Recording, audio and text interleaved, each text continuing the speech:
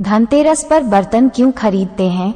धनतेरस के दिन लोग वैद्य धन्वंतरी की पूजा करते हैं क्योंकि धन्वंतरी इसी दिन समुद्र मंथन के समय अमृत कलश लेकर प्रकट हुए थे।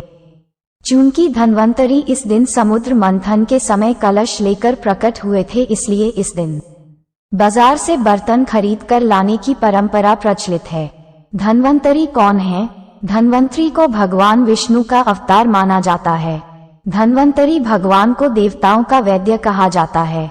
भगवान धन्वंतरी की पूजा अर्चना करने से आरोग्य सुख मिलता है तथा अकाल मृत्यु दूर रहती है। इस दिन धन्वंतरी के साथ साथ माता लक्ष्मी और धन के देवता कुबेर की भी पूजा की जाती है। इस त्योहार को मनाने का मुख्य कारण कुछ पौराणिक कथाएं व कहानियां हैं जिनका वर्णन धर्मशास्त्रों में मिलता है। मैं यहाँ आपके लिए कुछ कथाओं को प्रस्तुत कर रही हूँ। धनतेरस को यम का दीपक क्यों जलाया जाता है? प्राचीन काल में एक प्रतापी राजा था जिसका नाम हंसराज था। एक बार वह जंगल में शिकार करने गया, लेकिन जंगल में भटकते भटकते राजा हेमराज के यहाँ पहुँच गया। राजा हेमराज ने राजा हंसराज का बड़े ही आदर भाव से स्वागत किया। राजा हेमराज के यहाँ उनकी रानी ने एक सुंदर पुत्र को जन्म दिया। राजा हेमराज ने इस अवसर पर एक बड़े महोत्सव की घोषणा की। राजा हेमराज ने राजा हंसराज से महोत्सव तक रुकने का आग्रह किया। राजा हंसराज उनकी बात नहीं टाल सके और वहीं रुक गए। बच्चे की छठी का दिन आया, सब तरफ खुशी का माहौल था। महोत्सव बड़े ही धूमधाम से मनाया जा रहा था। तभी देवी प्रकट हुई और उन्होंने भविष्यवाणी की कि जिस बालक के जन्म पर इतनी खुशियां मना रहे हो, उसी बालक की मृत्यु उसके विवाह के चौथे दिन निश्चित है। महोत्सव अचानक गम के माहौल में बदल गया। राजा हेमराज और उनका परिवार अचानक आए दुख के इस कहर से टूट गए। उनके दुख का कोई अंत नहीं था। ऐसे में राजा हंसराज ने उन सब की हिम्मत बनाई और बोले कि मित्र, आप जरा भी विचलित ना हो। इस बालक के जीवन की रक्षा में करूंगा।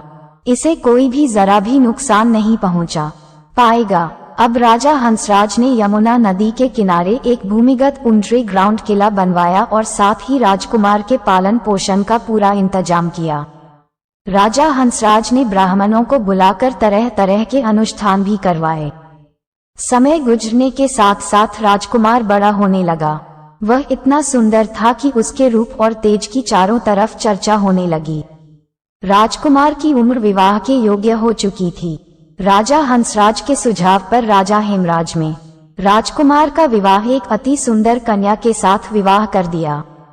चूंकि विवाह के चौथे दिन राजकुमार की मृत्यु निश्चित थी, तो यमराज के दूत उसे लेने आ गए। सारा राज परिवार विवाह की खुशियां मना रहा था। तभी यमदूत राजकुमार को ले जाने लगे। उसी समय ये सब देखकर ऐसा हाहाकार मचा के दूत भी रोने लगे। परंतु ये पूर्व निश्चित था, तो यमदूत राजकुमार को लेकर चले गए। इस घटना के कुछ दिनों बाद यमराज ने यमदूत से पूछा कि तुम अनंत काल से जीवों के प्राण हर रहे हो, क्या तुम्हें कभी भी किसी पर दया नहीं आई? एक यमदूत ने कहा कि ऐसा तो कम ही हुआ है, परंतु एक घटना जो मुझे आज भी विचलित कर देती है, मुझे याद है। यमदूत भी राजा हेमराज के पुत्र की इस घटना को सुनकर दुखी हो गए। एक यमदूत बोला कि क्या कोई ऐसा उपाय है जिससे इस प्रकार को टाला जा सके?